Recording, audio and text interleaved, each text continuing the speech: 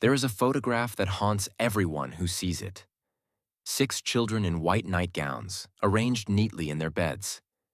Their eyes are closed. Their faces are peaceful. They look like they are sleeping. But they are not sleeping. They are dead. Murdered by their own mother in the final hours of the Third Reich. Helga was 12. She liked to read books and write in her diary. Hildegard was 11. She was shy and gentle, the quiet one of the family. Helmut was 9.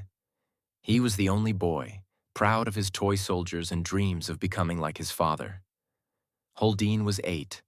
She loved to dance and sing. Hedwig was 6. She was mischievous, always getting into trouble. And little Heidrun was just 4 years old. She still believed in fairy tales. She did not understand why they had to live underground. She did not understand why the world was shaking. She certainly did not understand that her mother was about to kill her. On the evening of May 1st, 1945, Magda Goebbels walked through the bunker carrying death in her hands. She told the children they would receive medicine. Medicine to help them sleep. Medicine to keep them safe. The children trusted her. Why would they not? She was their mother. Mothers protect their children. Mothers keep them safe. Mothers do not murder them. But Magda Goebbels was not like other mothers. She was a fanatic. She was a believer. And she believed that a world without National Socialism was a world her children should not live in. So she killed them. One by one. Morphine to make them drowsy. Cyanide to stop their hearts. 6 children. 6 murders. All in the space of a few minutes. Then she walked upstairs, joined her husband, and together they killed themselves in the garden of the Reich Chancellery. This is the story of the Goebbels family. A story of propaganda and power, of fanaticism and murder, of children who died and children who survived, of a legacy that stretches from the ashes of Berlin to the boardrooms of modern Germany, where descendants still live with a name they can never escape. But this story does not begin in the bunker. It begins decades earlier, with a man who discovered that words could be weapons.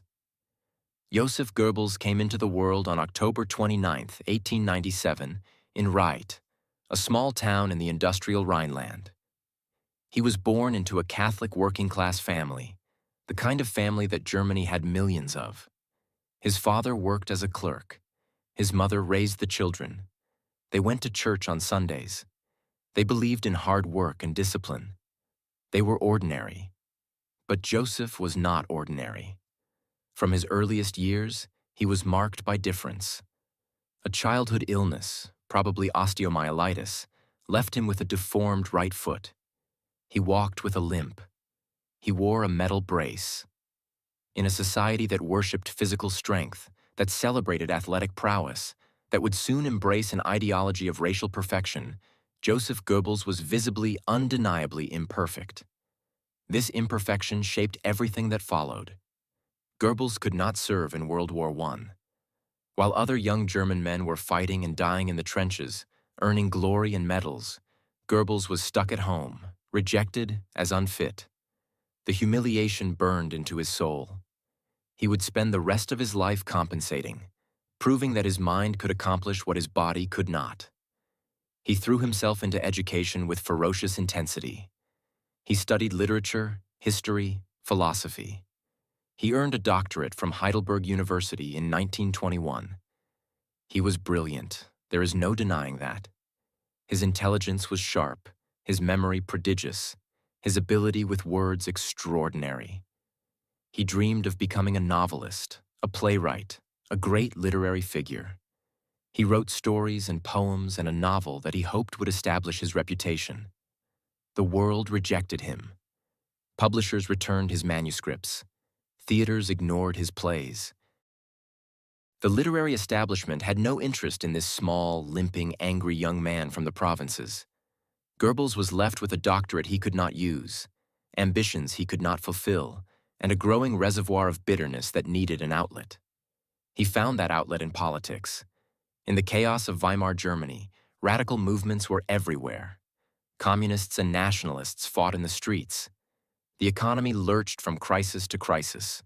Traditional values seemed to be collapsing. Goebbels drifted through various political positions before discovering the National Socialists and their leader, Adolf Hitler.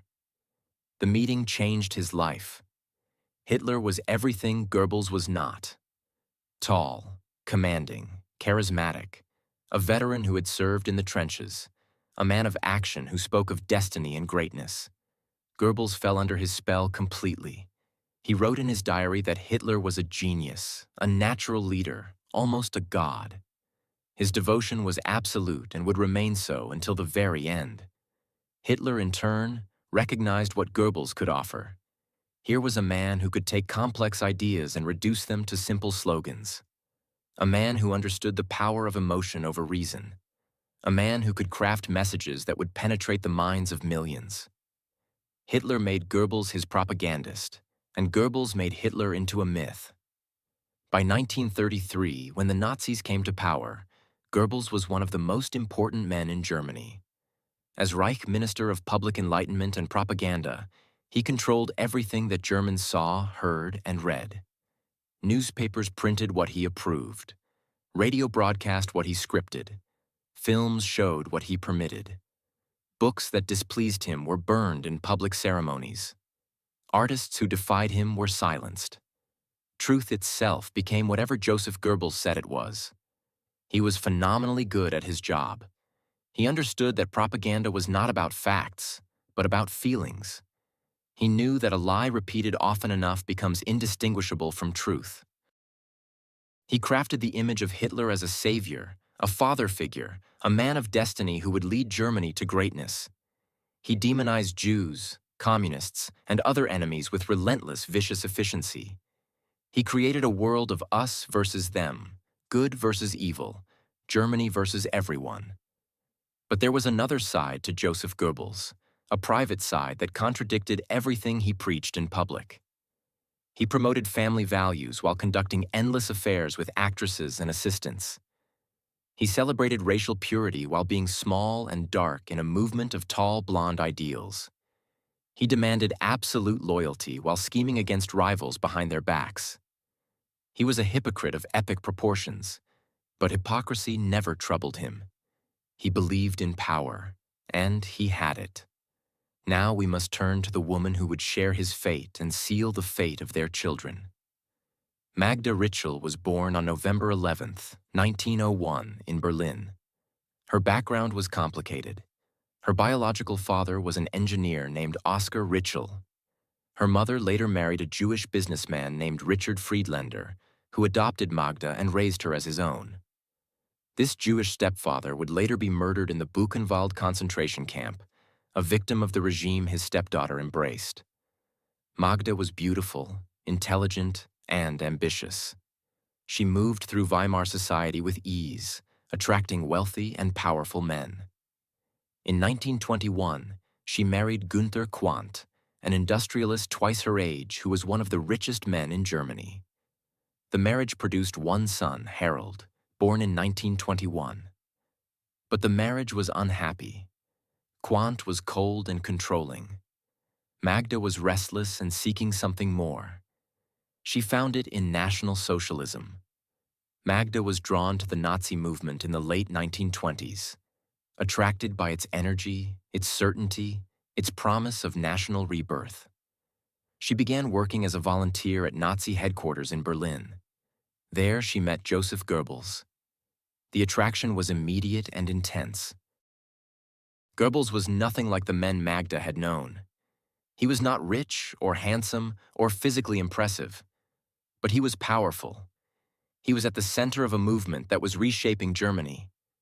And he wanted her. For Magda, this was irresistible. She divorced Quandt in 1929 and married Goebbels in December 1931. Adolf Hitler himself served as a witness at the wedding. The marriage was tempestuous from the start. Both Joseph and Magda had affairs. They fought bitterly and publicly. At one point, Magda wanted to divorce Goebbels and marry his deputy, Karl Hanke. Hitler intervened personally, ordering them to stay together. The Goebbels family was too valuable as a propaganda tool to be allowed to break apart. They were the model Nazi family, proof that National Socialism produced happy, healthy, beautiful Germans. And they produced children, 6 of them, all between 1932 and 1940. All given names beginning with H to honor the Führer: Helga, Hildegard, Helmut, Holdine, Hedwig, Heidrun. They were photographed endlessly, these 6 blonde children. They appeared in newsreels and magazines. They were presented to the German public as the ideal products of Nazi society. They had no idea that they were propaganda. They also had no idea that they had a half-brother living a separate life. Harald Quandt, Magda's son from her first marriage, grew up in the Goebbels household but was never fully part of it. Goebbels legally adopted him but treated him with cool detachment. Harald was the Quandt heir, connected to a fortune that dwarfed anything Goebbels possessed. He attended elite schools.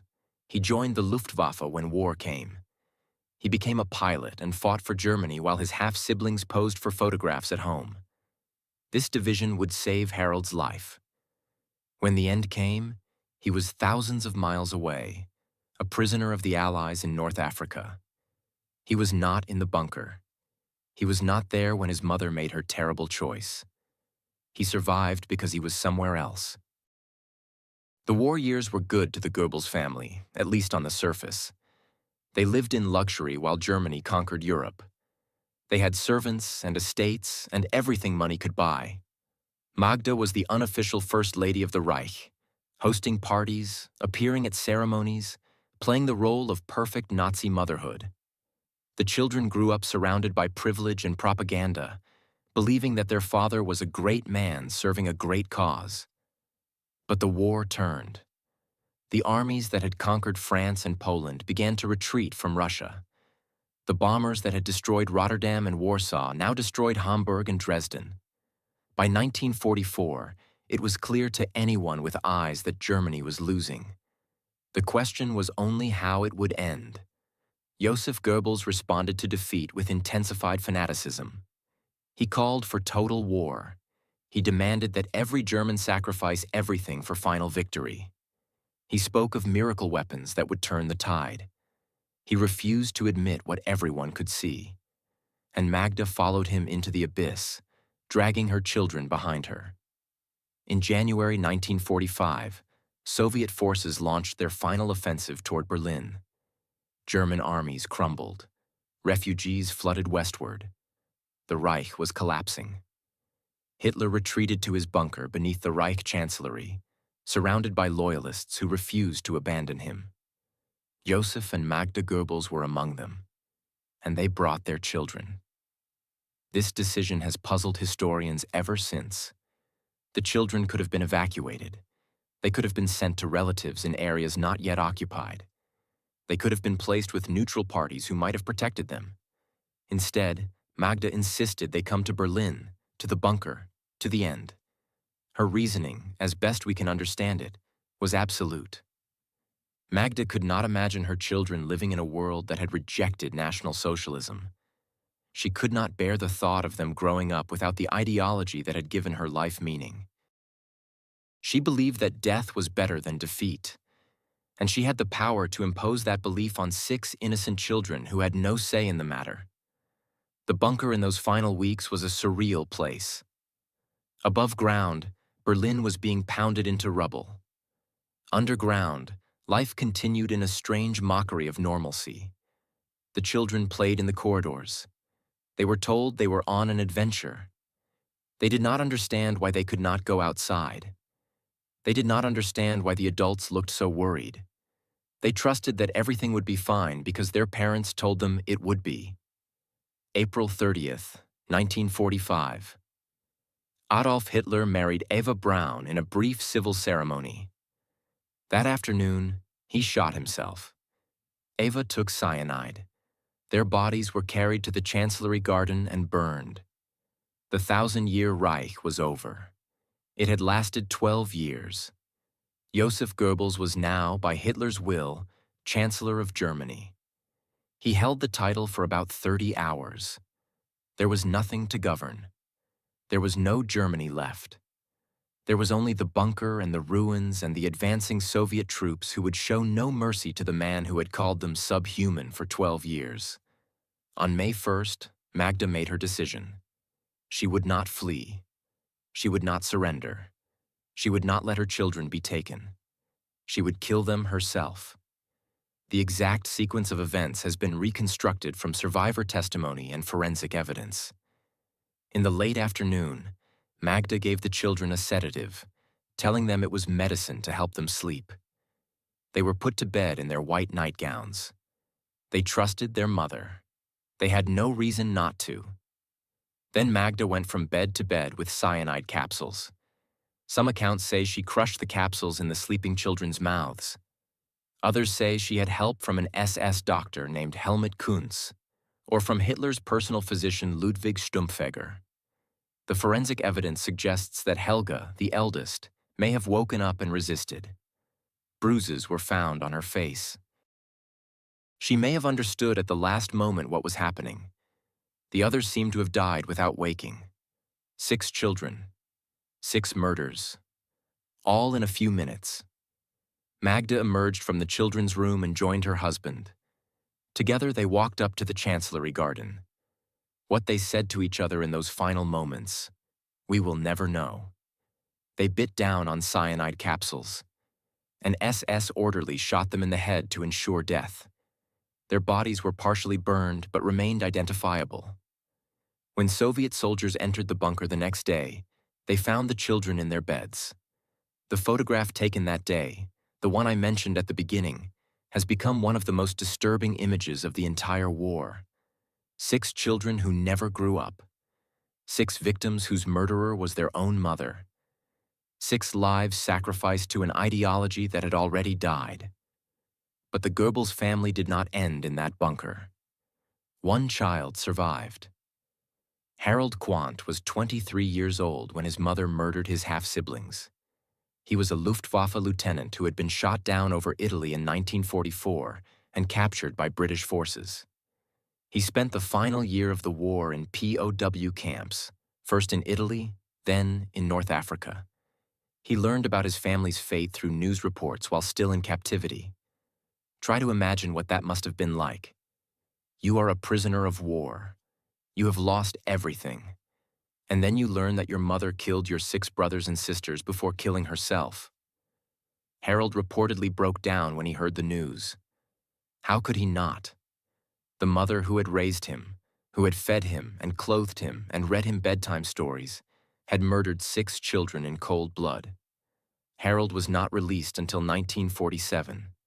He returned to a Germany that was destroyed, occupied, and trying to forget everything about the Nazi era. He faced an impossible choice.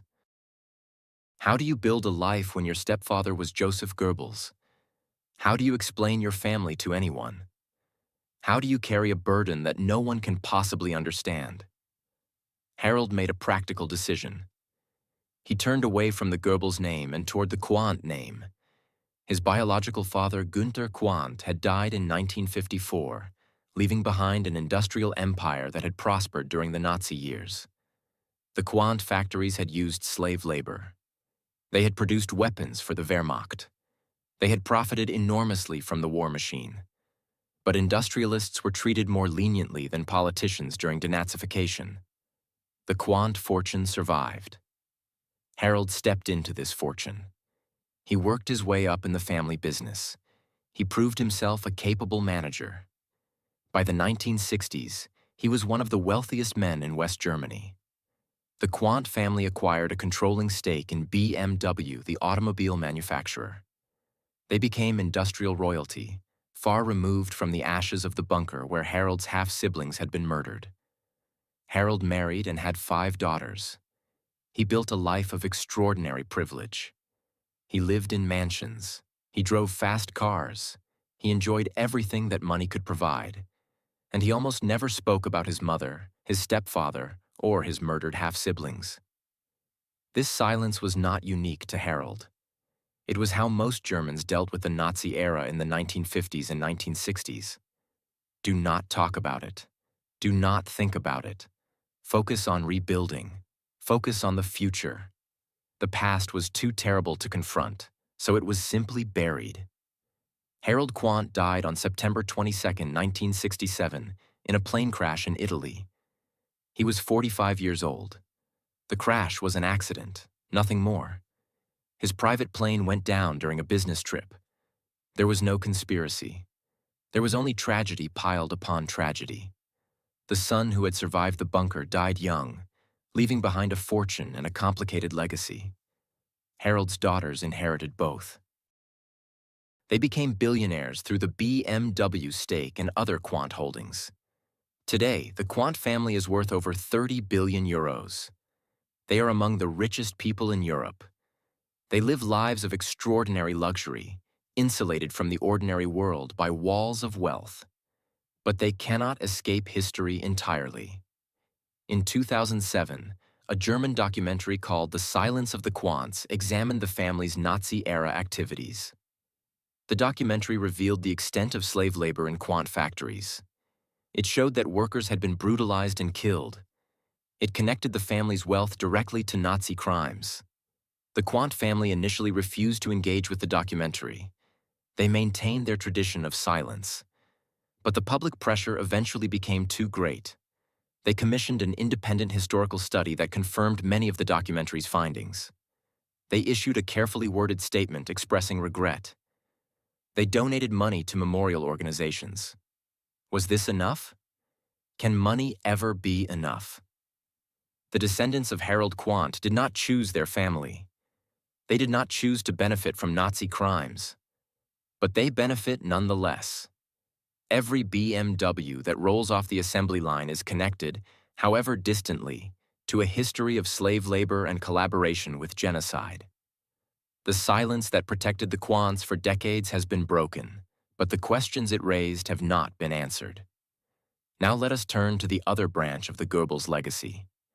Joseph Goebbels had siblings. Those siblings had children.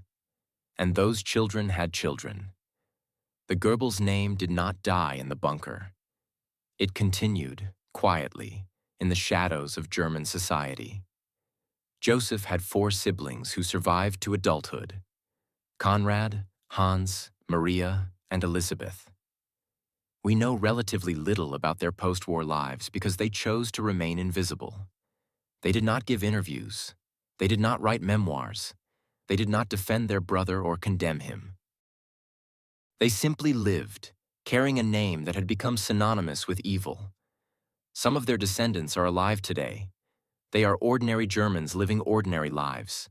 Teachers, engineers, shopkeepers. They go to work and pay taxes and raise families. And they carry a secret that is not really a secret, a connection to one of history's greatest monsters. How do they deal with this? We can only speculate because they do not talk. Do they tell their children about their famous ancestor? Do they study his speeches and try to understand how he became what he became? Or do they simply pretend he never existed, erasing him from family conversations as thoroughly as the Allies tried to erase him from history? Some descendants of Nazi perpetrators have chosen to speak out. Rainer Höss, the grandson of Auschwitz Commandant Rudolf Höss, has become an advocate for Holocaust education. Nicholas Frank, the son of Hans Frank, who governed occupied Poland, wrote a devastating book condemning his father. Katrin Himmler, great-niece of Heinrich Himmler, has written about her family's history and even married a descendant of people who survived the Holocaust. The Goebbels descendants have not followed this path. They have chosen silence. Perhaps they believe silence is the only dignity left to them. Perhaps they fear that speaking out would only draw more attention to a connection they wish did not exist. Perhaps they simply have nothing to say. But silence has its costs. When descendants remain silent, the only stories told about their families are told by others. The only images preserved are the propaganda images. The only narrative is the narrative of evil. Silence allows no complexity, no humanity, no understanding of how ordinary people became complicit in extraordinary crimes. Let us return, finally, to the 6 children who never had a chance to make any choices at all. Helga, Hildegard, Helmut, Holdine, Hedwig, Heidrun. They were born into a family they did not choose. They were raised in an ideology they could not question. They were murdered before they could become anything other than propaganda props and victims. What would they have become if they had lived? Helga would be 92 today. She might have been a grandmother, a great-grandmother. She might have struggled with her father's legacy or found peace with it. She might have written about her experiences or buried them in silence. We will never know. Her mother decided for her. The same is true for all of them. Hildegard might have become a teacher. Helmut might have become an engineer. Holdine might have become a dancer as she dreamed. Hedwig might have become anything at all. And little Heidrun, who was only 4, might have grown into a woman who barely remembered the bunker or her famous father. Instead, they are frozen in time. Forever children. Forever innocent. Forever victims. Their bodies were buried by Soviet authorities after the war.